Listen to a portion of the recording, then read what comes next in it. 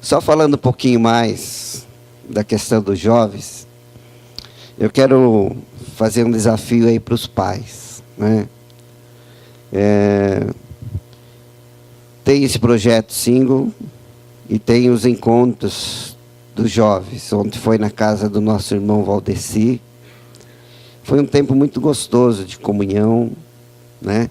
E de estarmos passando ali momentos ouvindo a palavra, adorando e também tendo momentos de comunhão, comendo.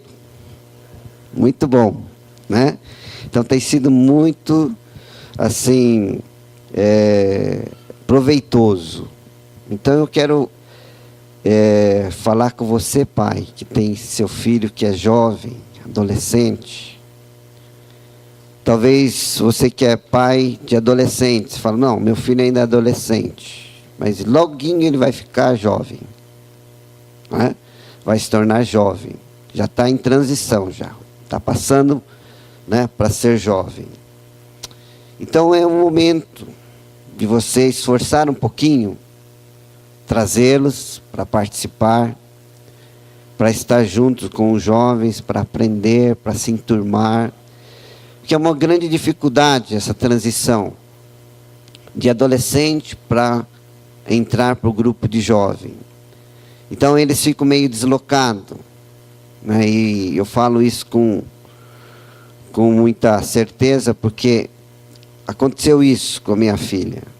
E por um tempo ela esteve um pouco distante do ministério.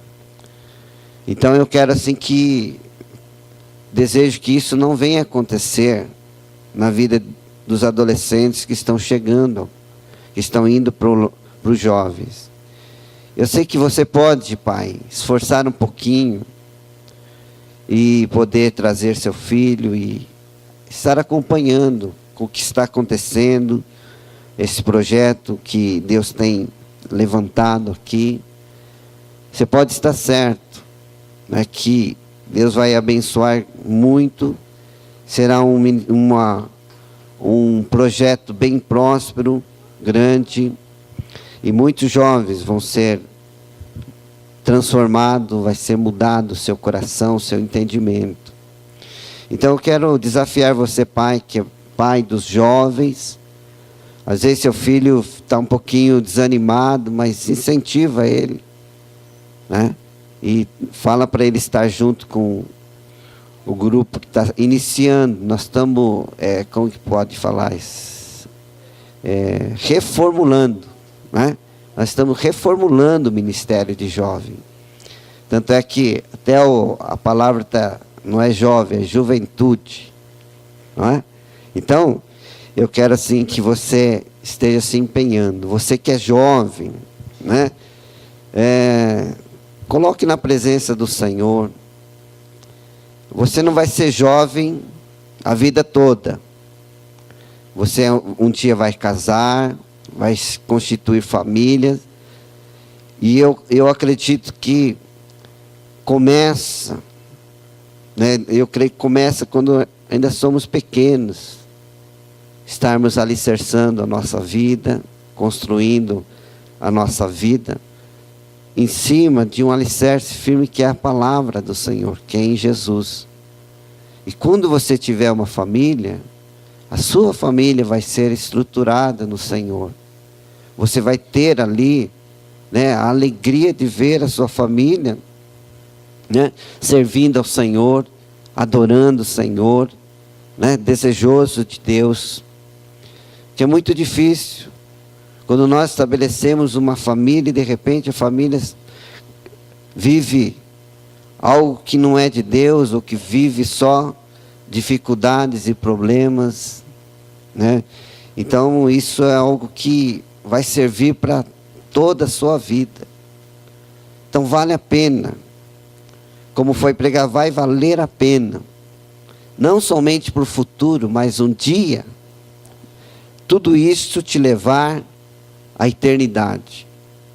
É isso que nós temos que pensar. Que a nossa vida não só se limita a este mundo. A sua vida não se limita somente a este mundo. Mas nós que conhecemos a Deus, conhecemos a palavra, ela vai muito mais além. É eterno aquilo que nós estamos buscando. Aquilo que estamos almejando para nós é algo eterno. Sabe o que é eternidade? É algo para sempre. Né? Então que você possa ter esse entendimento. Que o trabalho que é feito com os jovens, com os adolescentes, não é simplesmente um departamento para criar atividades e criar momentos legais. Não. É muito mais do que isso. É alicerçar a sua vida. É trazer maturidade, crescimento, conhecimento de Deus.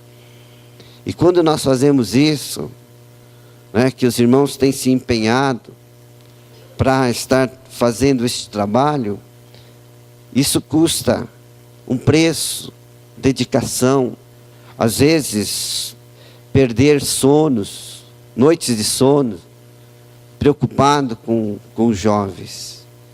E tudo aquilo que nós desejamos para os jovens é que o que o Arthur falou, ser feliz, mas ser feliz em Jesus. Talvez em alguns aspectos parece que há privações, né? Parece que é proibição, questão de namoro, questão de tantas outras coisas, de sair, ir para a balada.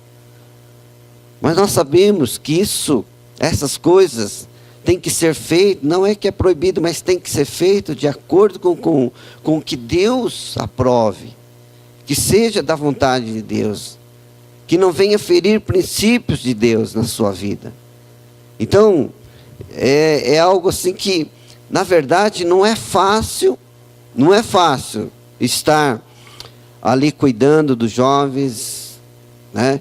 E eles têm feito isso com muito carinho, com muita dedicação.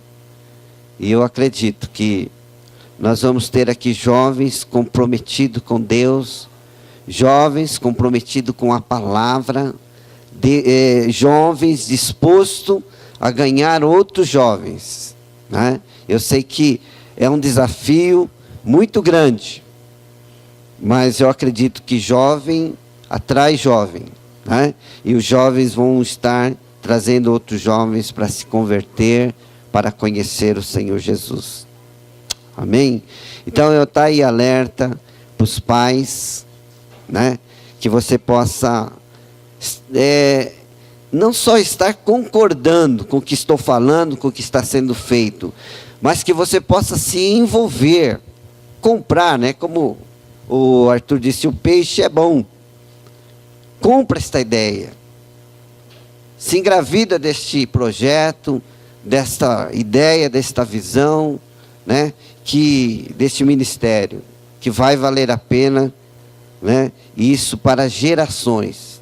Talvez parece que está tudo bem com seus filhos, mas muitas coisas podem vir lá na próxima geração, que é os netos, né?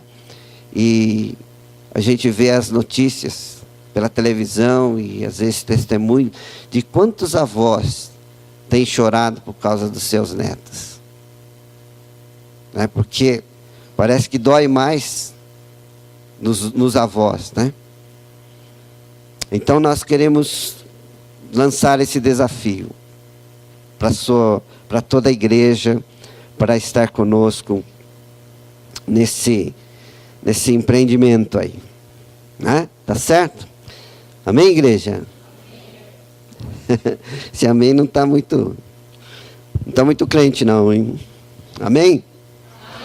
Então tá bom. Então vamos orar para que Deus venha falar conosco nesta noite. Pai, obrigado, porque nós temos o privilégio de estar aqui, termos esta igreja maravilhosa, onde temos irmãos maravilhosos, famílias maravilhosas que o Senhor tem tratado, cuidado. Pai, muito obrigado.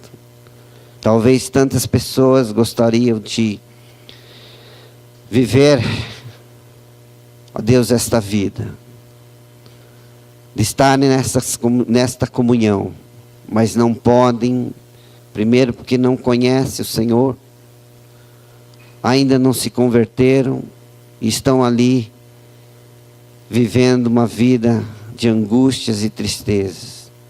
Talvez muitos moram em países onde há proibição, perseguição, e gostariam muito de ter essa mesma liberdade que nós temos de estar adorando e glorificando o Teu santo nome. Pai, obrigado porque estamos aqui para ouvir a Tua voz, a Tua palavra. Que o Senhor venha falar conosco, venha tocar profundamente no nosso coração. Que o Senhor venha falar de maneira que sejamos exortados naquilo que é necessário, motivados naquilo que é necessário, sejamos ensinados e queremos ser transformados, Pai querido. No nome de Jesus que oramos. Amém, Senhor. Amém. Abra a tua palavra, a Bíblia do Senhor, a palavra do Senhor em 1 Coríntios 3. Abre a sua Bíblia, você que trouxe. A propósito, eu queria abrir um parênteses que falar sobre a Bíblia. Tá certo? Presta atenção. Nós estamos vivendo um tempo moderno, digitalizado, né? High-tech. Mas eu quero dizer uma coisa para vocês. É muito legal você dar para o seu filho um tablet, né? E eu acho que é uma alegria muito grande para os pais fazer isso. Mas não substitui o tablet com a Bíblia. Essa Bíblia, capa preta. Tem outra que é vermelha, branca, né? Não perca o hábito de trazer a Bíblia. Porque muitas vezes temos visto crianças com tablet. Outro dia eu cheguei do lado de uma criança e falei, o que é isso? Ela falou, isso aqui é Bíblia. Mexeu lá e saiu a Bíblia. Daí eu virei um pouquinho, a hora que eu olhei já não estava na Bíblia mais, estava em outra coisa. Prestou atenção? Só que isso não acontece só com criança. Acontece com os grandões aí. É muito fácil, muito prático, nós temos que ser atual. Mas é muito importante você trazer a sua Bíblia. Não perder o hábito de abrir a Bíblia e ler. Sabe que na Bíblia, às vezes eu quando troco de Bíblia fico perdido. Porque na minha Bíblia eu sei onde estão os versículos, mesmo que eu não consiga gravar o endereço. Mas eu sei, fica tal lugar ali. E isso é bom. Que nós vamos criando aquela intimidade com a nossa Bíblia. Quando criamos intimidade com a nossa Bíblia, estamos lendo, estamos meditando. E estamos então tendo intimidade com o nosso Deus. Então não perca o hábito de andar com a Bíblia. Sabe que às vezes em situações que você é identificado com a Bíblia na mão. Quando você está caminhando. Né? Tá certo que tem gente que tem vergonha. Mas é muito bom você andar com a Bíblia na rua, onde você estiver na condução, você lê, a pessoa vê que você está lendo a Bíblia. Amém? Então é algo que é uma alerta. Eu sei que você gosta de ser muito atual, então para mim não faz diferença. Desde que você use realmente a Bíblia como Bíblia, mesmo que seja no tablet, no computador, no celular, e não entre no Facebook a hora que o pastor está pregando, ou vai ver o que está em oferta na Submarino, Buscapé, né? Já pensando que você vai comprar amanhã. E de repente você está tão habituado, automaticamente você já vai lá com o dedo e vai nas páginas aí de, como que fala, Facebook e outras coisas mais. Eu sei que de repente você fala, mas é exagero. Não, não é exagero não. Tem adolescentes que ficam conversando no culto. através do celular. Daí um cutuca para o outro, dá risada. Daí quando vê, está passando. Então o que a gente fala? Desliga seu celular. Né? E hoje nós vamos falar um pouquinho. Eu creio que vai falar do seu coração, porque foi algo assim, bom para mim. 1 Coríntios 3, fala assim: eu, porém, irmãos, não vos pude falar como a espirituais, e sim como a carnais, como a crianças em Cristo. Leite vos dei a beber, não vos dei alimento sólido, porque ainda não podeis suportá-lo. Nem ainda agora podeis, porque ainda sois carnais. Porquanto, havendo entre vós ciúmes e contendas, não é assim que sois carnais e andais segundo o homem? Esse texto aqui nos mostra sobre 3 tipos, né? E voltando um pouquinho, você vai ver, sobre 3 tipos de cristão. 3 tipos de pessoas, de homem, quer dizer. Então, existe aí o homem natural. Você voltando um pouquinho no verso 14, capítulo 2, 14, eu falo assim: o homem natural não aceita as coisas do Espírito de Deus, porque eles são loucura, e não pode entendê-las, porque elas se discernem espiritualmente. Então é muito interessante, porque as pessoas fazem brincadeiras, gozações, falam mal, não conseguem entender a palavra de Deus como nós a entendemos, como aqueles que são considerados espirituais, aquele que se converteu, aquele que entregou sua vida, o seu coração para Jesus. Então ele começa a ter outro entendimento acerca da palavra. E aí é chamado do homem espiritual, que fala aí no 15. Porém, o homem espiritual julga todas as coisas. Discerne, se julgar, em outra tradução fala discerne todas as coisas. As coisas o quê? Espirituais e as coisas do mundo. Então o que é quando fala sobre discernir? O homem espiritual consegue discernir, ele discerne aquilo que é certo, aquilo que é errado, aquilo que realmente pode, aquilo que não pode. Né? Então a gente quer que muitas vezes o homem natural tenha esse entendimento. Lógico que existem os princípios da nossa vida, que isso daí já tem se perdido há muito tempo. Né? Princípios familiares, de honestidades e tantas outras coisas. Então é interessante que eu estava ouvindo uma entrevista da Sara, filha da Baby, com a Gabi. Então, ela falava uma coisa, a Gabi ficava surpresa. Mas como que pode falar sobre pecado, santidade? Não entra na cabeça deles. O mundo não consegue entender o que é santidade. A ideia de santidade deles é que aquela pessoa com um vestido branco, com uma áurea na cabeça, né? E quietinho assim, esse é o santo, o santinho. Mas não entende, e é por mais que ela falasse, a santidade é uma pessoa separada, que Deus separou, aquela que vive uma vida, né? Uma novidade de vida, uma vida para o Senhor. Então tudo que ela falava, que a Sara falava, ela falava, isso aqui é ministrado para quem? Para a igreja. Não é para as pessoas do mundo, é para a igreja.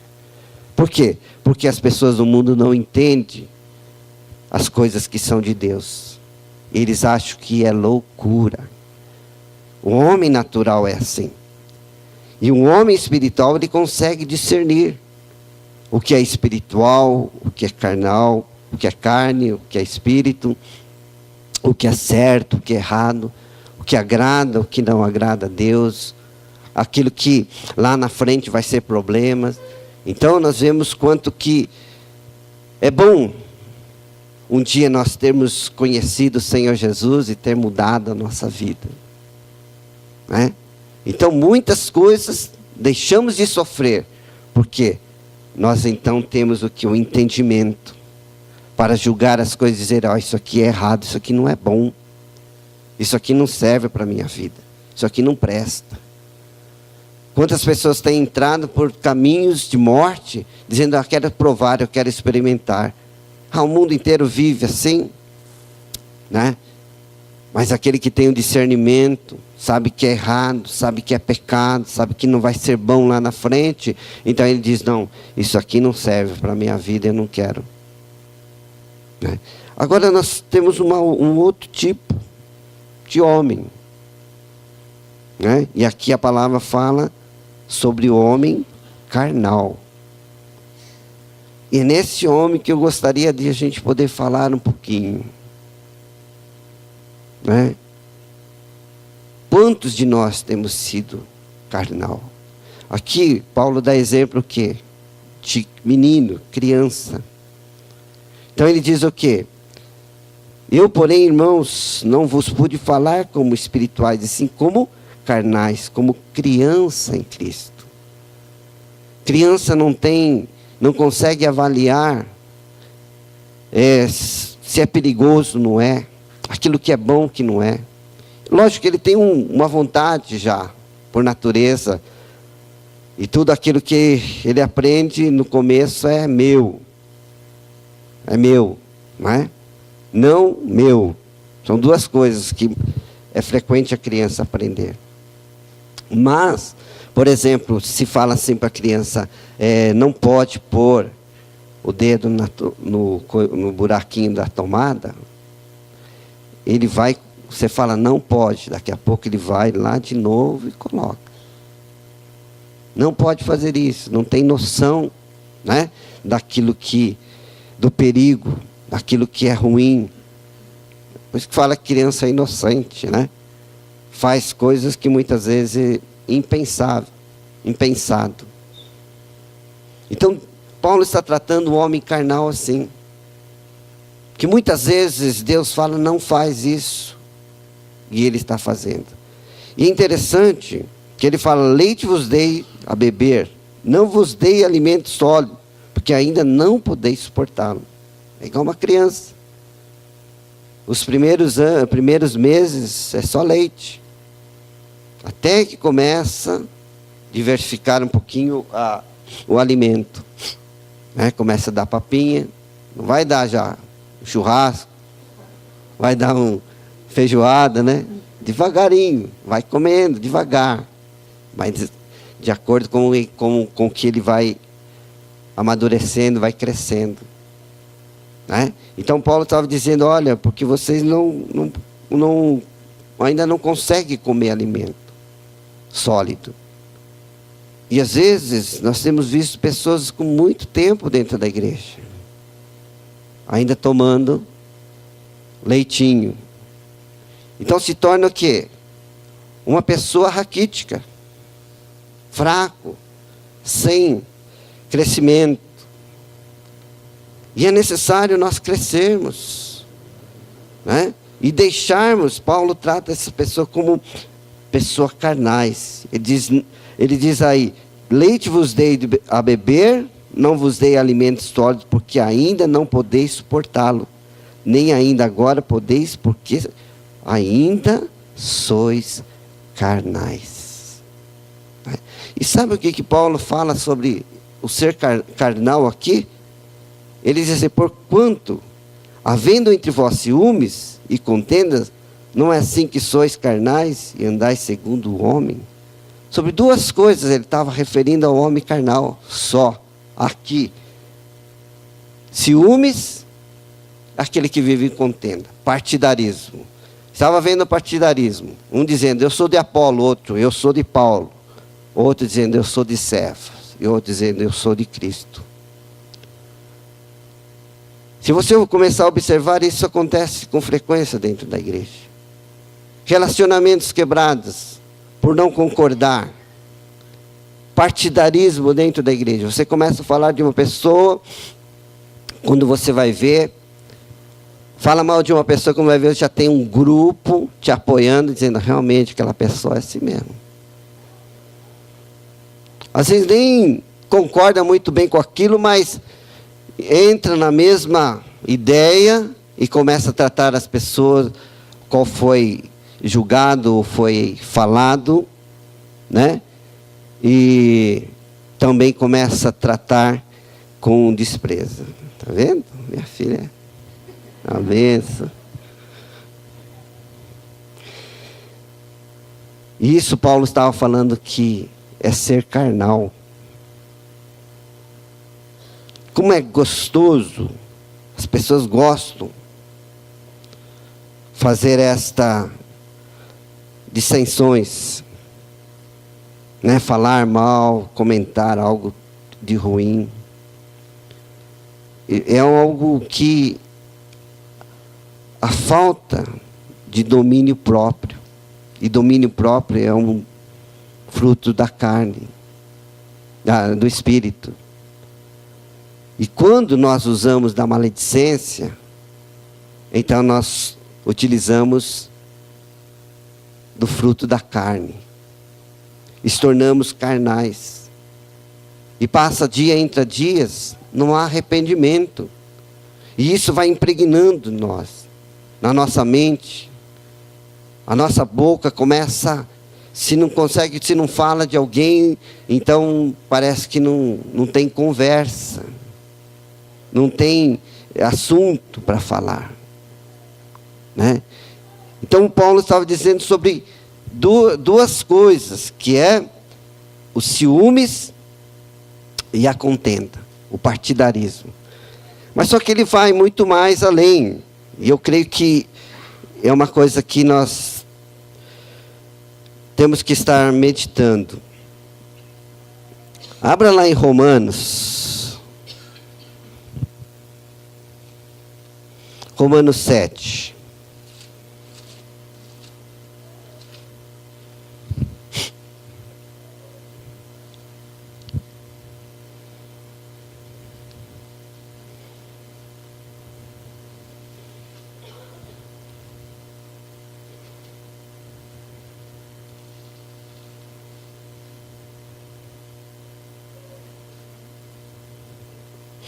Aí no versículo 14 fala assim, Paulo falando, porque bem sabemos que a lei é espiritual, eu todavia sou carnal, vendido à escravidão do pecado. Porque nem mesmo compreendendo o meu próprio modo de agir, pois não faço o que prefiro e sim o que detesto. Ora, se faço o que não quero, consinto com a lei, que é boa. Porque a lei dá aquele parâmetro para dizer ao que estamos ultrapassando naquilo que é errado, né? Então, neste caso, quem faz isso já não sou eu, né? Mas o pecado que habita em mim. Porque eu sei que em mim, isto é, na minha carne, não habita bem nenhum. Pois o querer o bem está em mim, não porém o efetuar. Porque não faço o bem que prefiro, mas o mal que não quero, esse faço. Mas se eu faço o que não quero, já não sou eu quem faz, e sim o pecado que habita em mim. Então, ao querer fazer o bem, encontro a lei de que o mal reside em mim. Porque no tocante ao homem interior, tenho prazer na lei de Deus, mas vejo nos meus membros outra lei, que guerreando contra a lei da minha mente, me faz prisioneiro da lei do pecado, que está nos meus membros. Desventurado homem que sou, quem me livrará do corpo desta morte? Graças a Deus, por Jesus Cristo, nosso Senhor, de maneira que eu, de mim mesmo, com a mente sou escravo da lei de Deus, mas segundo a carne, da lei do pecado. Então o que nos torna ser carnal? É o pecado que habita em nós. É a permissão de coisas que nós abrimos para que venham e façam morada na nossa vida, nos nossos membros. Então nós permitimos que o pecado venha e invada o nosso coração, a nossa mente, cauterize a nossa mente, e tem coisas que nós achamos que é normal. Tem coisas na nossa vida que achamos que é algo muito natural, muito normal. Assuntos que homens naturais comentam, falam, assumem, vivenciam, e de repente nós estamos compartilhando, estamos dando abertura para que esse mesmo pensamento venha em nós, e assim começamos a fazer aquilo que desagrada a Deus e que nos torna carnal. Ontem estava compartilhando na liderança. Esses dias eu estava conversando com um irmão, não é daqui, e ele estava dizendo que foi no restaurante com 20 pessoas. E que lá a comida era R$20 e era muito bom, muito gostoso. Só que quando eles foram embora, pediram a conta, a garçonete trouxe lá o valor de R$130. Aí a pessoa, o irmão, pagou e foi embora. Depois que saiu, ele disse, olha, a mulher, né, era 400 e pouco reais, sei lá, quase R$400, e cobrou só R$130. E saiu como que se tivesse levado vantagem. São permissões em nossas vidas que parece que não é nada, que é muito normal acontecer por aí. E se alegrar achando que isso foi vantagem. Mas isso é uma atração para a sua vida de maldição. Isso daí é o quê? Roubar. Mesmo que a pessoa esteja fazendo isso com inocência, talvez sem perceber que errou, mas é dever nosso de chegar e dizer, olha, isso aqui está errado. E pagar aquilo que é correto. Assim como receber troco a mais. Nós temos aí a capacidade de ser um homem espiritual e chegar e dizer, olha, você me deu troco a mais. Ou você chegar e dizer, você está cobrando errado. Você cobrou muito abaixo do preço. Porque aquilo que parece vantagem hoje, aquilo que parece que vamos ganhar, que estamos ganhando hoje, amanhã será de grande perda. A palavra fala que aquele que retém o que é justo será de grande perda, que não vale a pena. E atitudes assim têm acontecido no nosso meio, no meio cristão, no meio das igrejas. Isso daí é ser carnal. Ter a forma de um cristão, ter a forma de uma pessoa espiritual, mas por dentro está sujo. É como Jesus disse dos fariseus e escribas, que eles eram como túmulo caiado, branquinho, pintado, branco por fora, lindo. Mas por dentro a podridão. E quantos de nós temos que nos despertar e acordar, porque muitas vezes nós estamos vivendo essa vida de carnalidade na nossa vida. Nós temos permitido que muitas coisas que parece que é normal, que acontece na normalidade no mundo, e nós aceitarmos na nossa vida. Isso é ser carnal. Isso é viver uma vida de carnalidade, de meninice, de criança, de bebê. É muito difícil. Quando Deus falou comigo sobre essa palavra? Porque Deus quer lá na frente falar sobre santidade. Então começamos então o quê? Falar sobre ser carnal. Então é muito interessante. Paulo fala aí, Porque eu sei que em mim, isto é, na minha carne, não habita bem nenhum. Pois o querer, o bem está em mim, mas porém, não o efetuar. Às vezes aprendemos aqui, irmãos. Lemos a palavra, é pregado de que maneira que a gente tem que viver. E até existe um querer dentro de nós que, não, eu quero viver isso daí. Eu quero viver essa verdade. Mas o efetuar, aí é complicado. Não é? Colocar em prática. Mas nós temos que estar nos esforçando, buscando em Deus, né, este conhecimento. Olha que fala no capítulo, Romanos capítulo 8, no verso 5. Fala assim: porque os que se inclinam para a carne, cogitam das coisas da carne. Mas os que se inclinam para o Espírito, das coisas do Espírito. Porque o pendor da carne, a mentalidade da carne, dá para a morte, mas do Espírito para a vida e paz.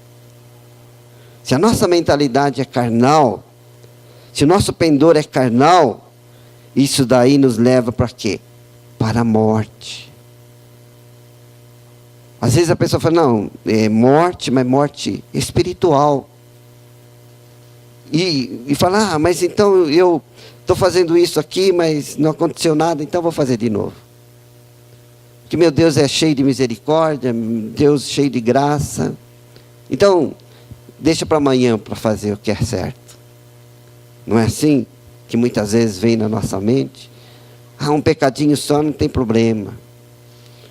Mas aqui está falando, né? Porque a mentalidade da carne dá para a morte, mas o que é do Espírito para a vida e paz.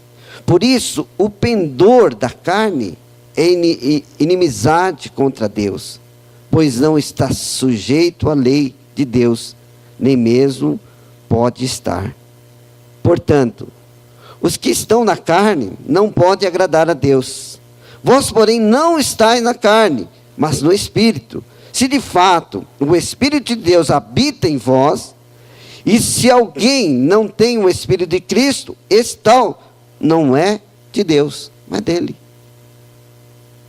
Então nós temos que ter essa convicção. Nós não somos carnais, mas nós somos espirituais. Então, se de fato o Espírito de Deus habita em vós, e se alguém não tem o Espírito de Cristo, esse tal não é de Cristo, não é de Deus. Então nós temos que ter essa convicção. A presença de Deus está em mim, através de quem? Do Espírito Santo. Então, portanto, eu não sou carnal mais. Eu sou espiritual. E se eu sou espiritual, então eu tenho o discernimento daquilo que é certo, daquilo que é verdade, né? Daquilo que é bom para a minha vida. Então eu tenho que lutar para que esse Espírito que habita em mim, né, não seja entristecido e não seja apagado da nossa vida. Né? E que a gente possa realmente acreditar e confiar nesse Deus maravilhoso. Aí fala também, se porém Cristo está em vós, o corpo na verdade está morto para as coisas do pecado, mas o Espírito é vida, por causa da justiça. Se habita em vós o Espírito daquele que ressuscitou Jesus dentre os mortos, esse mesmo que ressuscitou a Cristo Jesus dentre os mortos, vivificará também o vosso corpo mortal, por meio do seu Espírito que em vós habita. Ai, que tremendo. Como é bom nós termos esse entendimento de como que nós vamos viver de maneira espiritual e não carnal. É permitindo o Espírito de Deus habitar em nós, encher. Né? A palavra de Deus diz lá em Gálatas 5,16, digo, porém, andai no Espírito, e jamais satisfareis a concupiscência da carne. Amém? Eu quero que você abra aí, vai um pouquinho mais para frente, em 2 Coríntios, capítulo 10.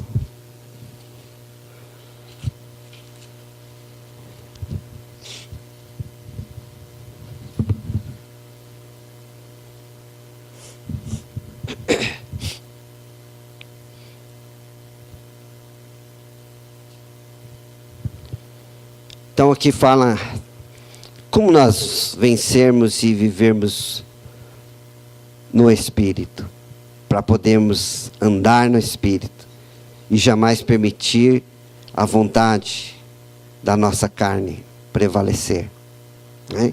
Então aqui 2 Coríntios capítulo 10, no verso 3 e 4 diz: porque, embora ando na carne, não militamos segundo a carne, porque as armas da nossa milícia não são carnais, e sim poderosas em Deus, para destruir fortalezas, anulando nosso sofisma e toda altivez que se levanta contra o conhecimento de Deus, e levando cativo todo pensamento à obediência de Cristo, estando pronto para punir toda desobediência, uma vez completa a vossa submissão.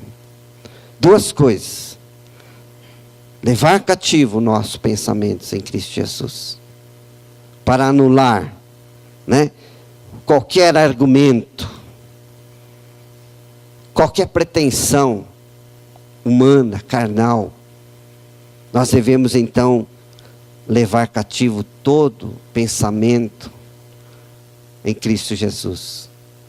E aqui a palavra fala que as nossas armas, né, as armas da nossa luta, da nossa milícia, não são carnais, mas são e sim poderosas em Deus. Nós não conseguimos vencer a carne com a carne. Nós não conseguimos vencer a vontade da carne, porque existe ainda em nós a natureza pecaminosa. Mas a nossa luta são poderosas em Deus, né? São poderosas em Deus para destruir qualquer fortaleza. Qualquer fortaleza, anulando nosso sofisma, argumento, né? Destruir e toda altivez, toda pretensão, né? Todo orgulho que se levante contra o conhecimento de Deus. Nós tornamos carnais, mesmo conhecendo a palavra, sabe por quê? Porque nós não aceitamos, rejeitamos o conhecimento de Deus. Ou muitas vezes não buscamos conhecimento de Deus. A palavra fala que o povo perece por falta de conhecimento, falta de conhecer a Deus, né? E ele diz: levando cativo todo pensamento à obediência de Cristo, e estando prontos para punir toda desobediência, né? Uma vez completa a vossa submissão. Igreja, se tem uma coisa que Satanás está investindo com muita força, é quebrar a autoridade. Quebrar a nossa autoridade. Quebrar a nossa autoridade de pai. Quebrar a nossa autoridade de servo de Deus. Quando nós estamos, a nossa mente cativa a Cristo, em obediência à palavra, e quando nós vivenciamos a palavra, nós temos autoridade.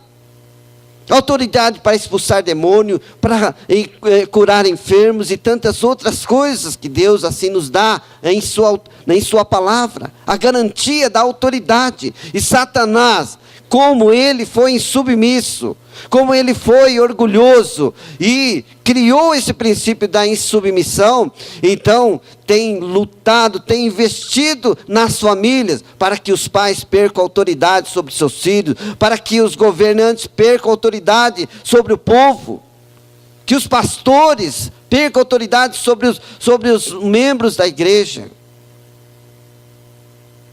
que muitas vezes tem que criar leis de punição dentro da igreja, para que as pessoas sejam submissas, mas isso não é necessário. Sabe por quê? Porque quando nós somos espirituais, deixamos de ser carnais, não precisa de arbitrariedade para que a gente possa obedecer, porque existe o que dentro de nós um temor de Deus, sabendo que aquilo que nós fizermos vai desagradar o Senhor, e isso vai trazer para nós maldição.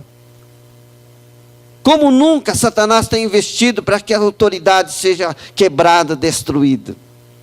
Os professores não têm mais autoridade sobre seus alunos, e Satanás está morrendo de rir por causa disso. Tem professores desistindo de dar aula, porque não consegue manter a sua autoridade na sala de aula. O que é isso? Isso é algo demoníaco, algo que Satanás tem implantado no coração das pessoas. Princípios de Satanás, da insubmissão, da rebelião. E isso, se nós prestarmos atenção, nós estamos vendo isso acontecer dentro das igrejas, irmãos. Nós estamos vendo portas e portas de igreja abrindo, sabe por quê? Muitos, a grande maioria, são por causa da insubmissão, de não aceitar a autoridade do seu pastor, de achar que faz melhor a obra e quer fazer da melhor maneira, achando que o pastor estava errado, está errado. Infelizmente, está entrando para o princípio de Satanás, da insubmissão, e quebrando o princípio da autoridade. E isso tem trazido um grande prejuízo nos lares, nas famílias, na sociedade, nas escolas. Agora isso entristece o nosso coração. E que de repente pode partir de nós mesmos. Pessoas que estão dentro da igreja, que conhecem a palavra, que é considerado um homem espiritual, de repente se torna carnal. Sabe por quê? Porque se levanta contra o conhecimento de Deus. Isso daí não está certo, não, isso está errado. Isso daí já é do tempos antigos. Lembra, irmão Douglas, pregando aqui, o pastor Douglas, dizendo, olha, muitas coisas que lá no passado eram se cobradas do povo de Deus, talvez aonde eles erraram foi na maneira como eles cobraram, mas o princípio eles estavam certos. E de repente é isso que está acontecendo nas nossas famílias, na sociedade. E eu quero que isso seja quebrado, em nome de Jesus. Toda essa altivez, toda essa sofisma, todas essas fortalezas que Satanás tem levantado em nosso meio, seja destruído. Sabe como que isso é destruído? Quando nós levamos cativo nosso pensamento em obediência a Cristo Jesus. Mas nós tornamos homens e mulheres espirituais. E o que Deus mais quer é isso, que você ande no Espírito, e que jamais você permita que a concupiscência da carne, que venha como satisfação na sua vida. Mas ande no Espírito. Caminhe com o Senhor. Permita que o Espírito Santo venha te constranger com o seu amor, e que possa estar fazendo com que o seu coração se incline a Ele para fazer aquilo que é verdadeiro, e nós tenhamos uma vida íntegra. Nós estamos vendo muita dualidade, e o crente não pode ser dual. O crente tem que ser sim, sim, não, não. Pode ser? Não. Verdades são verdades. Princípios são princípios. E não pode ser mudado. Se nós levantarmos contra esse conhecimento de Deus, somos carnais. Somos homens carnais. Mas nós não queremos isso, porque Deus tirou você do lamaçal do pecado. Deus te restaurou. Deus transformou a nossa vida para sermos filhos e herdeiros e sermos eternos. Sabe que Deus fez tudo isso para nós, para que vivamos aquilo que Ele tem como projeto eterno. Não deixa que seu coração se envolva com as coisas que parecem ser muito natural, muito normal. Mas viva intensamente esta vida com Deus em submissão e obediência. Amém? Fiquem em pé, queridos.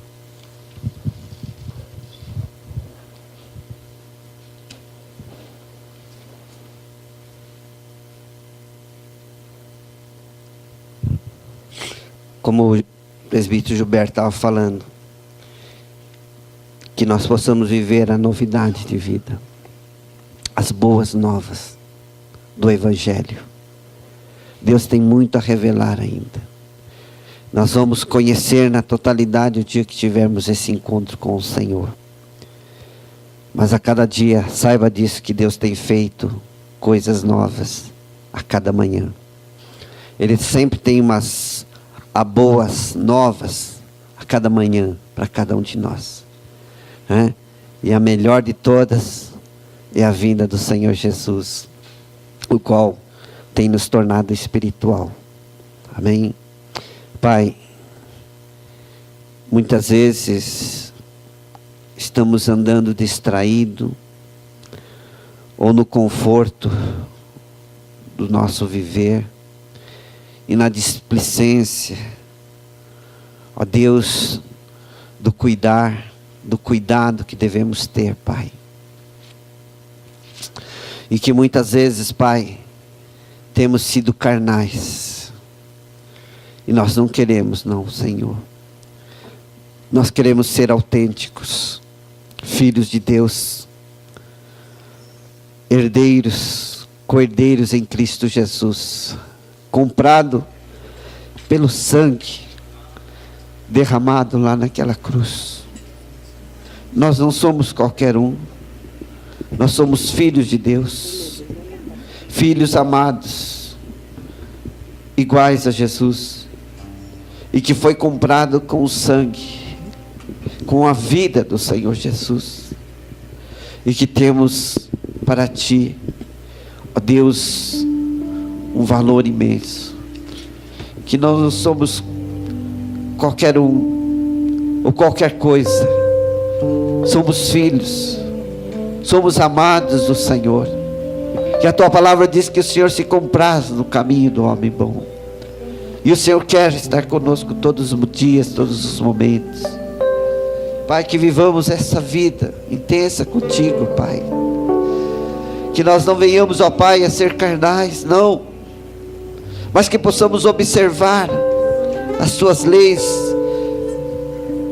observar, Senhor, a Tua palavra, que possamos, Senhor Deus, ser verdadeiros, sermos autênticos, sermos filhos, ó Deus, que possa estar refletindo o Teu amor. Estejamos, ó Pai querido, não mais nessa indiferença, não, Pai, mas que possamos, ó Deus, ser despertados deste sono espiritual e nos levantar dentre os mortos para fazer a grande diferença, Pai, onde as pessoas possam olhar para nós e ver que nós somos filhos do Senhor, que parecemos com o Senhor, que somos a cópia de Jesus. Pai, nos ajude, Pai, que o Senhor venha nos perdoar, porque muitas vezes temos sido frios, indiferentes, ó Deus, vivendo nesta relatividade, naquilo que é verdade. Oh Pai, que seja absolutos em nossas vidas, Pai, que o Senhor venha nos ajudar, Pai, que o Senhor venha nos fortalecer na força deste Teu poder. Pai querido, queremos resistir os dias que têm sido mal, Pai, e permanecer inabalável, Pai, firmes no Senhor, Deus, onde aqui as pessoas possam ver em nós que há, Senhor, ó Deus, graça, que há graça, Senhor, que vivemos a Tua graça. Oh Deus de amor, vem tocar em mim, toca em nós, Pai. Queremos ser mudados. Queremos ser tocados pelo Teu Espírito, Pai. É em nome de Jesus que nós oramos, Pai. Ore abaço de canta labas. Oh, glorias. Are canta labasúrias.